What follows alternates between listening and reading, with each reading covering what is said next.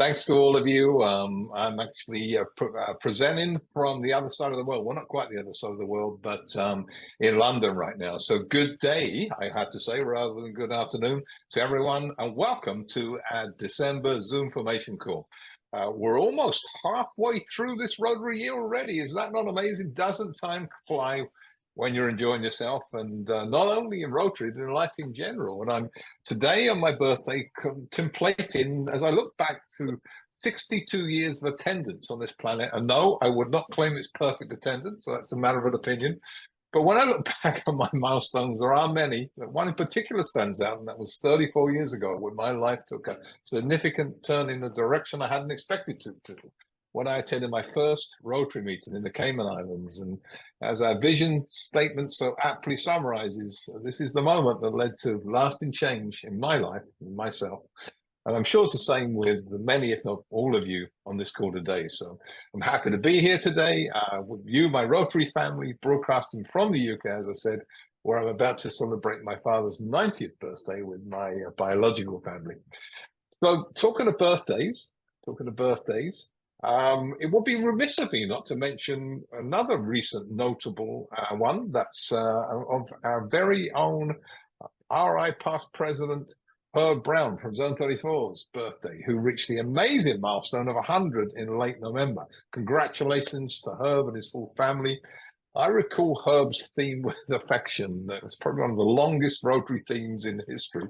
Act with integrity, serve with love, and work for peace. I was the president that year. But we'll talk a little bit more about themes later.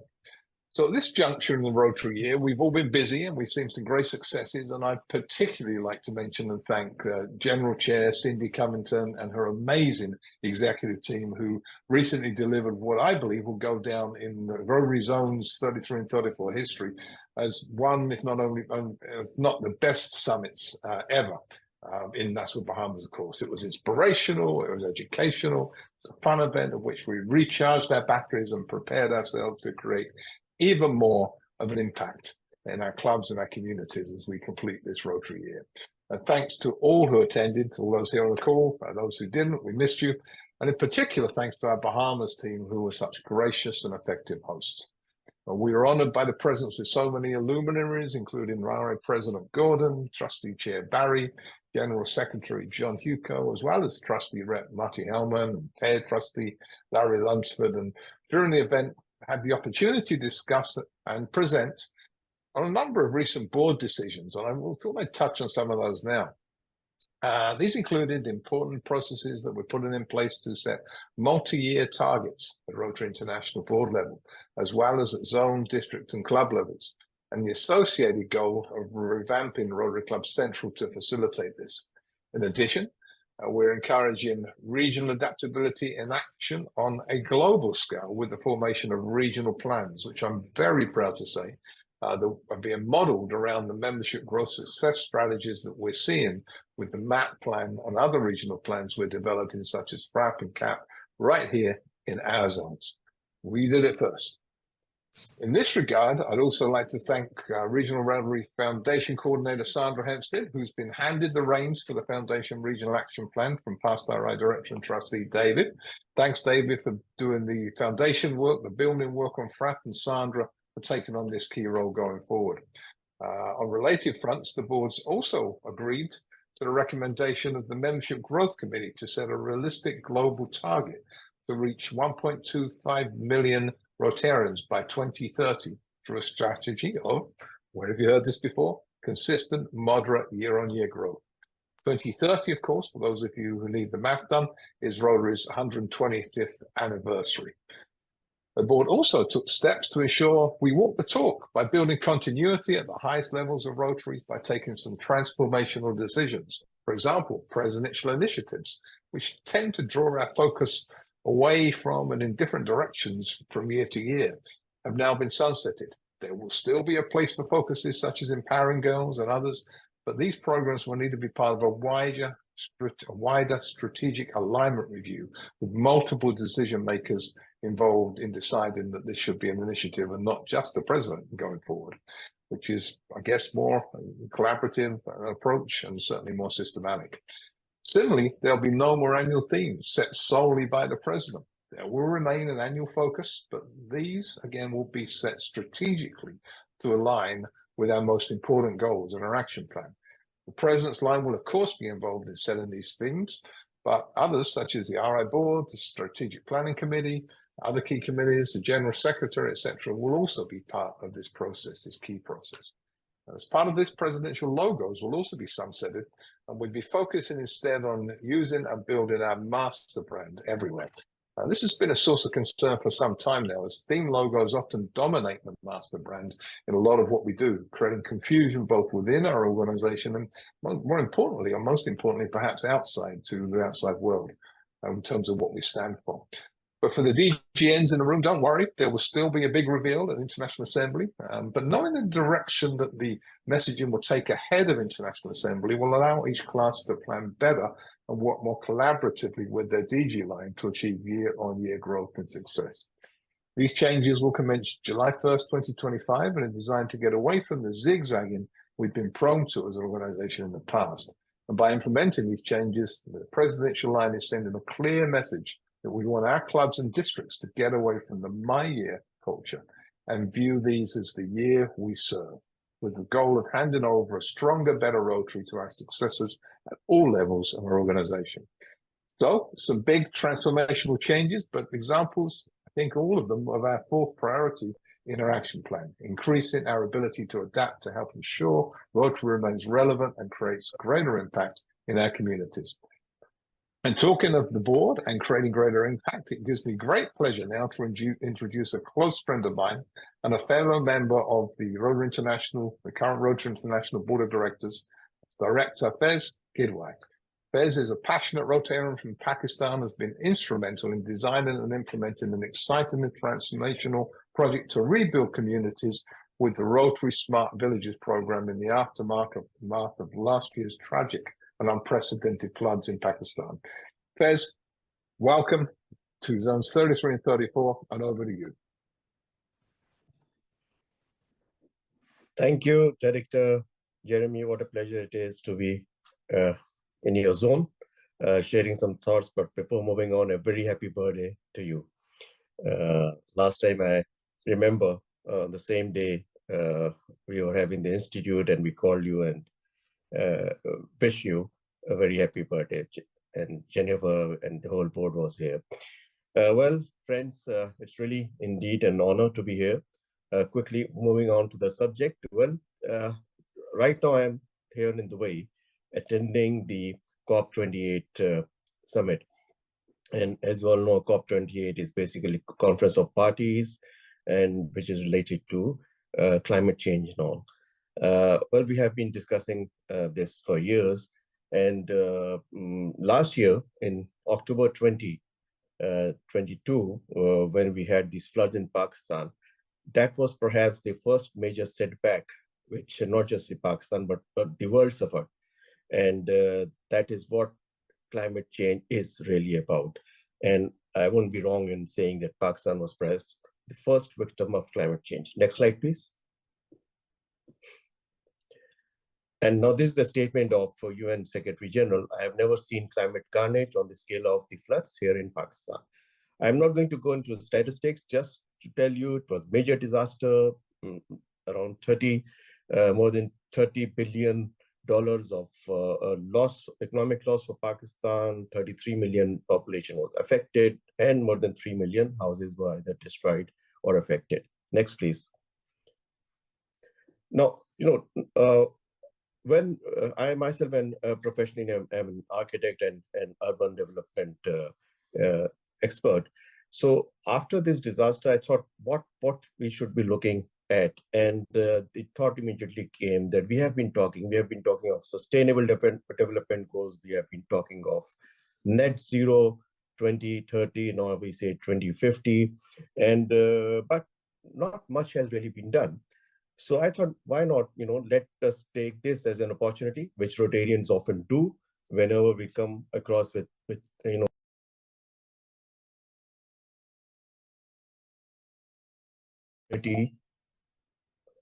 to deliver. And this is where I thought, let's move on and do something different. And then I planned that why not we come up with the concept of smart villages. Next, please. Now, what is the concept for this vision of smart villages?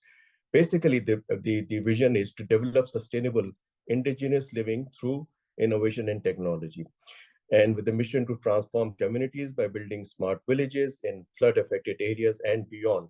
Now, the Smart Villages initiative is primarily, we are taking floods as an opportunity, but the idea is to move beyond that, because if we have to move towards zero emissions, towards net zero emissions and all, then we have to come up with a global strategy. And this perhaps is the first step, which I feel in Pakistan at least we have taken. And this is not going to be just a program, a project. It's going to be a program for years to come until we believe we are going to reach our target. And it's not just Rotary, we are also attracting other organizations as well. Now, the basic idea is to have sustainable development in these villages. We have housing units, we have community and vocational training things, we have places of worships for all the religions. We have alternate sources for energy, we have water sanitation, mother and child care, school, organic farming, supporting skills. That is very important, because the concept behind Smart Village is not just to give them a home, but along with the home, we give them the basic social infrastructure and the economic infrastructure. So in this way, all the basic needs are being taken care of, and it is going to be eco-friendly, as I already mentioned, targeting zero emissions, supporting local production of food, use of renewable energy, development alternate water and sanitation sources, use of indigenous resources, technology, supporting a natural way of living. Now, talking of indigenous living and technology and all, what is it all about? Well, we all know that in past, when we didn't have had these industrial revolution, people were living quite happily in a very healthy environment. So we thought of reaching back, reaching the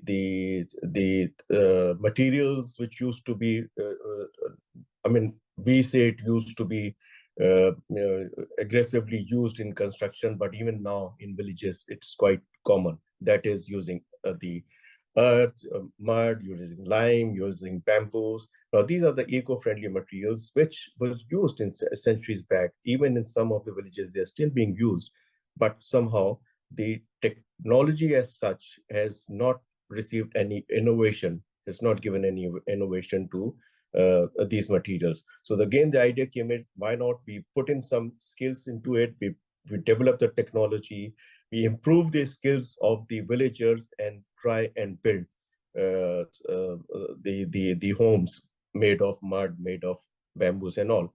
And similarly, moving on, flood mitigation measures, we see quite regular floods, although last year's was quite devastating, but even other than that, flooding is a regular happening in Pakistan. So we have also started taking some mitigation steps, like raising the level of houses, providing forests around there, constructing wetlands, providing some boundaries and aquifers. And now, along with that, we're also looking at the fact how can we regenerate the underground water.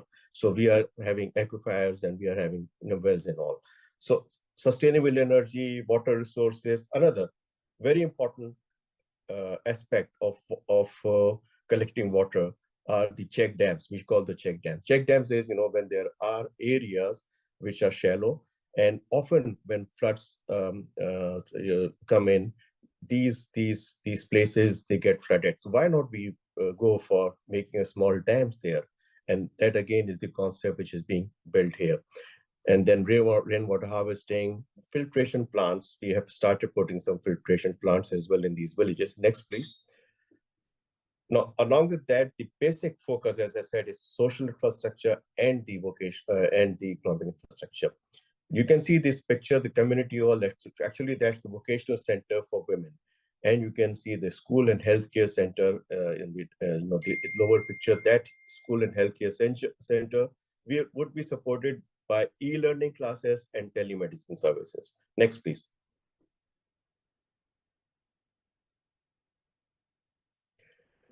Now, one of the important factor in this whole program is innovation, technology, getting that connected is to engage women. And many of you may not be aware that 66% of women in Pakistan are working force, especially in villages and all in the affected areas as well. So we plan to engage them, and we plan to empower them and groom them further in cultivation, in cattle farming, and in handicraft. And all these villages, they have the skills, they have the interest, they want to get involved.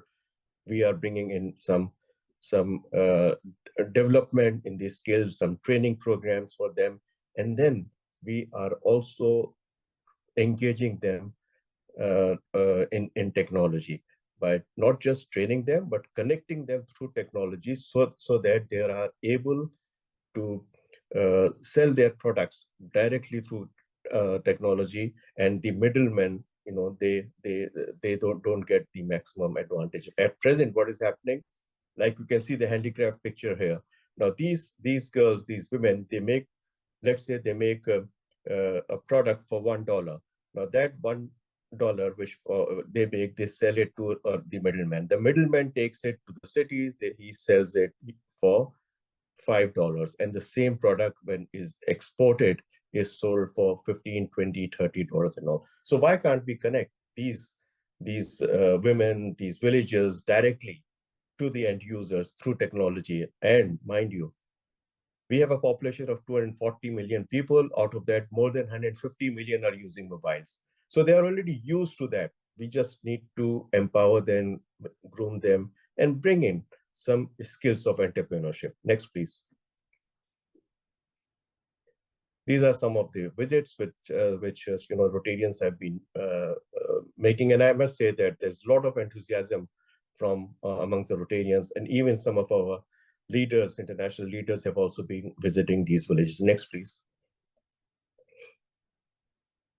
So the 2 villages which we initiated earlier this year have been completed, and incidentally, both these villages, they belong to the minority community of Pakistan, and there's a community known as Koli community belonging to the Hindu religion. And we really, all of us were very excited when we selected this village to be the first 2 villages. And the people, they are so happy when we completed the first part of this village and handed over them the houses, and now we are giving them the trainings as well. Next, please. These are some of the pictures of the completed house. You can see in the bottom, you can find that the process of erection, how bamboos are being erected. As I said, women take a very aggressive part in this, in the construction of the villages. And all these villagers are trained. We get master trainers first trained, and the master trainers engage the other villagers, and then they build. All these houses have been built by them. There's no labor which has come from outside the village. And you can see a picture of a lady decorating the thing. Next, please. Decorating one of the houses. Next.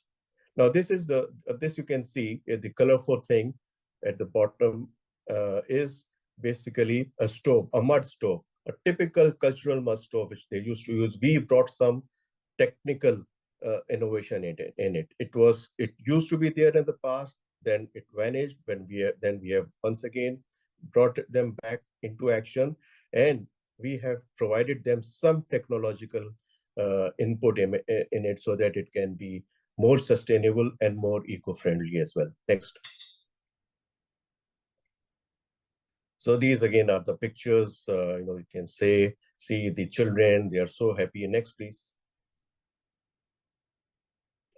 Our Rotary International past President Pat, she visited us in May when she handed over the first batch of houses to the beneficiaries. Next, please. Next. And you can see the participation of women. That has always been the most interesting part. They celebrated the Independence Day on 14th of August, and these all have been lit with solar.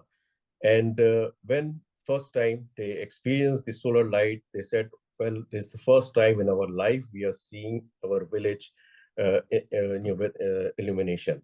And they were saying it's like visiting Karachi, the urban center. You know, Karachi is called as the city of lights, and many of them have never visited Karachi. So for them, light in their village itself was a great achievement for them. Next, please. So some of the process you can see where how the construction is being done. Next. Now we have a real-time project monitoring and evaluation dashboard, which provides complete details to all the donors, where the money has gone. It gives the progress to the entire committee, to all the clubs, what's happening in each of these villages. Next, please. These are some of the costs which we can share later. Next, please. Now, I am taking this as an opportunity for not just individual donors, not just for the clubs to collaborate, but also for some private sector. We are attracting some private sector CSR funding for this.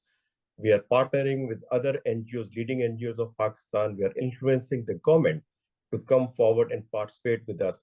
If not, they don't want to join us, at least they get influenced with the concept of smart villages, because ultimate objective is to go towards net zero. Next, please. Next.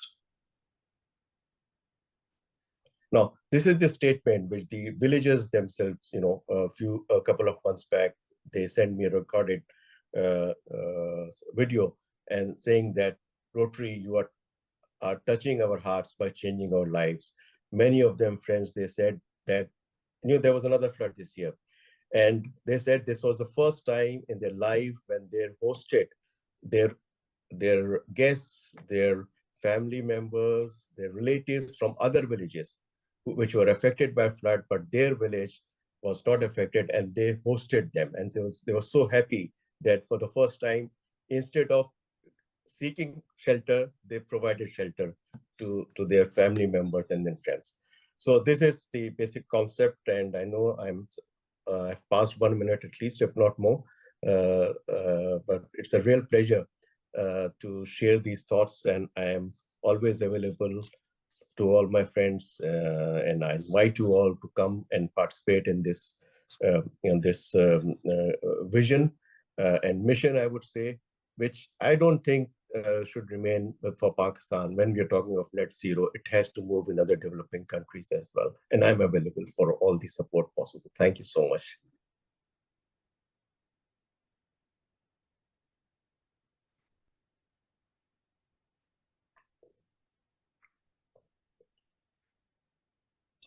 Hey, so the host would like me to unmute. Fez, thank you so much for that great presentation. Really instructive and an innovative approach to developing communities, and as you say, particularly relevant where we're talking about COP28 going up now and a net zero approach to our environment and our ecosystem. So thanks again for being with us. Looking forward to seeing you in the near future. Anyone who has interest in that, please reach out to Fez or myself. We'll put you in touch. It's a great program, a great project, and one which is really creating a lasting change for the people of Pakistan. So at this point, I'm going to do the unusual thing and step back from this particular webinar because I have a dinner date. Someone tells me that if I don't go to dinner right now, I'm going to be in big trouble in London. Having said that, just before I do, I'd like to introduce EPNC, Polio Coordinator, Kim, who's going to give us an update on the Polio front. So good night, everyone, and have a great rest of the ZoomFormation call. Take care. Over to you, Kim. Thank you, Jeremy. So President McAnally urged us to make polio eradication a priority this year, as you know, and there are only 2 endemic countries left with the wild polio virus. Only 11 cases so far this year. We are truly making headway, and we want to continue an all-out effort. So did you know for $3 a person can prevent polio? 15 cents for the vaccine, 35 cents for the logistics to deliver it, and then multiple doses. So that's $3 per person. Clubs have a goal each year to raise $1,500 for polio, and the Polio Plus Society is a great way to do that. So with a yearly gift of $100 per member or more, you can join. And clubs can order those Polio Plus Society pins for their donors who join, and pinthis.com has those pins. You can get 100 pins for $100. And anyone who makes their donation using Rotary Direct will automatically have their gifts deducted each year. So set it and forget it. Anyone can join, even pets, thanks to the Polio Plus Society Kennel Club. Recently, I saw that information showing in 2022, $100 gifts were just above $2 million. In 2023, that number is 8 million. So the Polio Plus Society is doing great things. We want to continue. So if your district has a Polio Plus Society, please let me know. We want to make sure we know how many members you have so we can show your participation. As you can see, World Polio Day was very present in the Zone Summit in Nassau, Bahamas. Check out this awesome image the entire island could see. It was so cool. And the place to be at the Zone Summit? Well, it was none other than the polio booth. We had games, prizes. It was an incredible success, and many districts transferred their 20% DF to polio. So thank you. And as you can see here, this slide shows all the awesome districts that have already given DDF to polio. At this time, Zone 33 has only 4 of 17 districts that haven't given any DDF to polio, only 4. And in Zone 34, only 5 districts are left to give their 20% DDF to polio. So thank you everyone who has already given their DDF. That's awesome.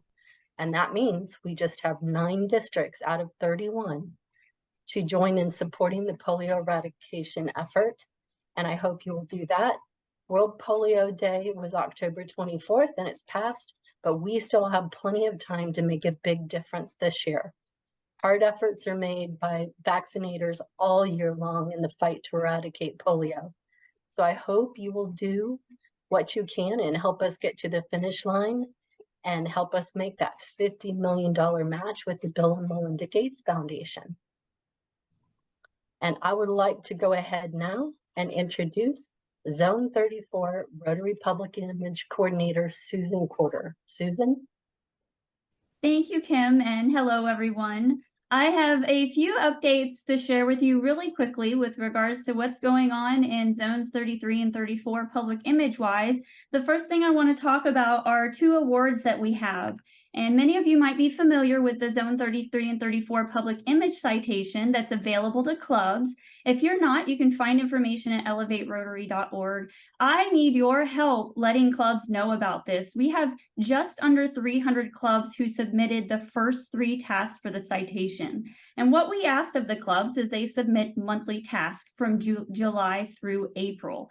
So we need to get the word out and get more clubs to participate. If clubs who missed the first few tasks can still start now and qualify for some level of the citation. The November and December tasks are up now at elevaterotary.org. And these are activities that clubs are probably already engaging in, or at least should be. The November one, for example, is tell us how you celebrated Foundation Month. What did you do? Share pictures, share your social media posts, and let us know what you did. That's the task for November. So go online and complete it now. Let the clubs know about it. The December one's really easy. Just let our public image team know what we're doing well and what you want to learn more about. If there's webinar topics that you want to hear us talk about, submit them with the December citation task. The other award I want to talk to you about is the District Challenge, and we're really excited this year because we just launched this in September, And it's an award to recognize the district governors and the district public image chairs for those efforts that you're making with regards to public image. The challenge criteria is up now at elevaterotary.org, and different than the club citation, which are monthly tasks that the clubs submit. The district challenge is one form that's completed. You can start now, and I encourage the district public image chair to go online at elevaterotary.org, view the form, and start completing it. Then you'll get an email with a link to go back and complete your progress from now through April. And both of these awards conclude in April, and we send the certificates to the districts. Now, the District Challenge Award, we hope to be able to present at the upcoming events. And I have two events that I'd like to remind you to save the date for. The district team training is April 11th through 13th in Virginia Crossings. Registration will open in January on DAC-BB, and we want all of the district leaders to attend this event. This includes our district public image chairs, our membership chairs, foundation chairs. We want Rotaract chairs there, and of course the district governors and the incoming district governors classes as well. The Zone 34 seminar is going to be in Jacksonville, June 22nd and 23rd. Again, registration for this will open up in January, so look for more information about that coming soon. And now I'd like to turn it over to Rotary Foundation Coordinator Sandra Hempstead. Thank you, Susan. And I have the privilege of providing the update for the first quarter of the 23-24 Rotary year regarding foundation giving. For Zone 34, we're off to a strong start with our all-in giving, and that includes, of course, polio, endowment, and the annual fund. And we're at about just shy of 1.7 million. So we're off to a strong start. Our annual fund giving for that same time period is at 1.1, a little more than 1.1 million. And we're a little bit lower than last year to date, about 10% lower. But I do want to let you know that we have 7 districts that have given more than last year to date at this time. And 3 of those districts I'd like to recognize here because they're significantly higher. District 6900 is 49% higher than last year to date. District 7000 is 54% higher than last year to date. And District 7030 is 60% higher than last year to date. So please help me to acknowledge and recognize these folks. This is a tremendous result. And I know each of the districts is working very hard. They've done quite a bit of work for Foundation Month, and I can't wait to see what our next results are, including that and Giving Tuesday and all of the year-end activities that each of the districts is doing. Now, this year, we're also looking at the percent of our members that are donating to the Rotary Foundation. And our percent of donor participation for the first quarter is at 23%. That may seem a little bit low, but recall that at the first quarter, not all of the E-Ray contributions have been recorded. So we're looking for that to go up throughout the course of the year. And at this time, I'd like to pass this over to Bernie Rydell. I know Bernie is our End Polio Now coordinator, but he is also our incoming Regional Rotary Foundation coordinator for Zone 33. So Bernie. Thank you, Sandra. Next slide. Here we go. Okay, thank you. This is Zone 33, a very similar rainbow report here, but it's organized by ARRFC. And as you can see, green is good, red is not so good. So the first thing I want to highlight is the member number. We have 17 districts in Zone 33. 16 of them have had a positive membership growth. 1 district, not so much. That's shout out to the membership team. That's outstanding. The next thing is non-giving clubs. We have in Zone 33, we have 923 clubs. 923. 239 have given nothing so far this year. We need to work on that. A shout out to District 7770. All their clubs have given something. So that's very good. Clubs with goals. We have 670 clubs with goals, which means we have 253 clubs that don't have any goals for the Rotary for the annual fund. So we need to really work on that. Goals are important. Also, if we move over to the year-to-date change column, you'll see some more red and green. So we have 8 districts that are in positive territory this year so far, 9 districts that are in the red. And as you can see at the bottom, we're behind a little bit from last year by about 9.2%. And we also look at donor participation. And overall, we're at 26%, which is good for this time of year. But I also want to give a shout out to District 7730, 61% donor participation. That is quite amazing for this time. Overall, we have $2.1 million so far for the annual fund. And now I'd like to turn it over to Mike Dara. Thanks, Bernie. Lots going on in membership. When I looked at the December 1 numbers, 28 out of our 31 districts are ahead of last year. It sounds like time for celebration, doesn't it? But not so fast. As we close in on the end of the year, we should know by now that we have a big event coming at the end of December. That's right. It is the purge. It's when all clubs suddenly realize they're going to have to pay their bill to Rotary in January. And the bill is based on the number of members on their membership roster January 1st. So what happens? Clubs finally terminate those 2 or 3 members they've been hoping would come back to their club. And those members who haven't attended for 3 months and haven't heard from anybody in the club, they quit. We call that the purge. So here's what it looks like on the zone. The orange line is what we call the success track.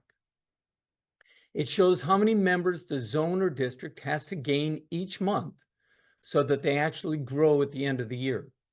The blue line is the actual membership gain so far this year. We have to factor in there's going to be a 1% loss from the purge in December and another 3% loss in June. And note that Zone 33 is below the success track. I know they're working with their clubs to improve, but at the current trend, they'll be lower but positive in January. But come July 1st, they'll probably be behind last year at the current trend. Zone 34 is a bit better, but it's not in a comfortable spot. So let's look at your district. It all depends on the club. Now, this is a bit of an eye chart, but you can see whether your district is above or below the orange line. I can tell you that the districts that are above the success track, I've been seeing what they're doing, and they've been constantly training their clubs how to attract more members, and they're working with their challenged clubs to get some excitement going. If this is a wake-up call for your district, give Terry, Mary, or me a call, and we'll help you put a program together to help your clubs get re-engaged and to add some new clubs to extend your reach. Even if your district is doing well, see what you can do to help your own club. If you have an exciting club that's welcoming and it knows how to attract members to join, then we thrive. You are some of the most influential members of our zone. You really can make a difference. So now I'm going to turn it over to Cam Chandan, who's going to give you an update on the Singapore International Convention. Cam? Yeah. Good afternoon, everyone. As they say in Malay, the good afternoon is said as Salamat Teen Gar Parhi. And I'm actually trying to get more familiar with Malay since I'll be looking forward to going to the Singapore Convention. So my name is Cam Chandan, and I serve as the Zone 33 Singapore Convention Chair. Along with me, my partner is Art McQueen in Zone 34. We are now 172 days away from the start of the Rotary International Convention. So my question, my ask, and my request to each one of you is to think about, have you registered? And if you have not, please do it now. We are about 11 days away from the promotion ending for the December 15th promotion. So please register, send out an email to the district, send out an email to all your leaders to attend, because it will be one of the best conventions ever. There is a QR code. You can click on it and you'll get all the details there. Okay, so all the RI events take place at the Marina Sands Bay Expo and Convention Center or the National Stadium unless otherwise indicated. Of course, the information is subject to change, so please look back at the RI Convention website for any details. Imagine the excitement and the energy when we, the family of Rotary, all come together at one time in one place and review our commitment to being the people of action. Our Rotary leaders, members, and global leaders will motivate and empower you with their words, as well as world-class, heart-pumping entertainment. So this is the National Stadium. This is where a lot of action is going to happen in terms of the general sessions. The stadium features include, it's the world's largest free spanning dome. It's got a retractable roof. It's also got an indoor aquatic center with a capacity of about 6,000 people. It's got a comfort cooling technology, the configurations for football, rugby, athletics, cricket, think about any game, right? The Rotary Convention is where the friendship and learning come together to inspire you. In Singapore, you'll connect with people of action from around the globe at Rotary's biggest event of the year. We'll share fresh perspectives, inspiration, and hope with each other and around the world. The convention features, of course, world-class dining and cultural attractions, distinguished speakers, energizing breakout sessions, and much, much more. So please register soon. As you can see, there's a QR code here and there's a website. There are many dates that are important, but the most important date is the dates that's mentioned in the red rectangle, which is June 15th, 2023, which is approximately 11 days away. The promotion rates go up by $95, as you can see from 16th of December. Please register. There are different, guest registrations that are available. And the best part is, if you have family, think about it, your kids can attend at the rate of $20. My kids have registered, and if all the schedule and everything works out, definitely they'll be joining me. So please, please, please consider.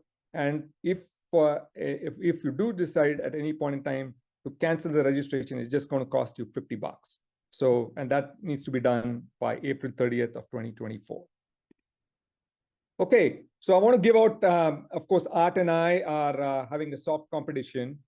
Yes, right now, Zone 34 is leading in terms of registrations to date, but I do know that Zone 33 is going to have a comeback, and we are going to have many, many people from Zone 33 and 34 to come there. So the districts that I want to give out, shout out from Zone 34 are District 7020, which has got 200% of attendance goal. A huge shout out to them. Of course, District 7030, 173%, District 6920, and 7,000, which has done 100% of the goal. Thank you. Thank you to each one of you to continue to push and making sure that more people can attend this convention. From a registration perspective, of course, we have District 7030 at 52, 7020 at 50, and District 6970 at 31. Again, a round of applause to each one of you from Zone 34. From Zone 33, as of now, we have 115 total registrations. And my request to each one of the districts in Zone 33 is to please continue to promote, use the district newsletters. When you go out and talk at the club events, please promote this. In Zone 33, we have District 7630 and 7730 at 80% of the attendance goal, 7670 at 76%, 7750 at 60%, and 7620 at 56% of the goal. I hope that by next Zoom information call, these numbers go up. From registration leaders, we have District 7770 at 21, 7620 at 13, and 7600 at 12. Okay, so once again, thank you, Mercy, Tapa Leat.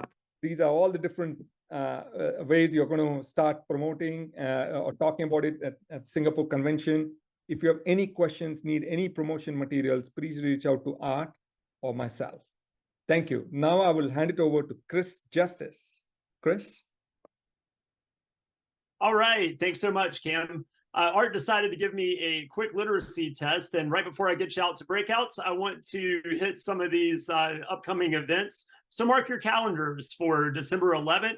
That's going to be our Zones 33-34 Combined Membership Action Plan webinar. On December 12th, we have our Public Image District Public Image Coordinator AMA session. On December 15th, that is your last day for discounted international convention registration. Rotary International Assembly is also coming up January 7th through 11th. And of course, on January 23rd, we have our public image webinar.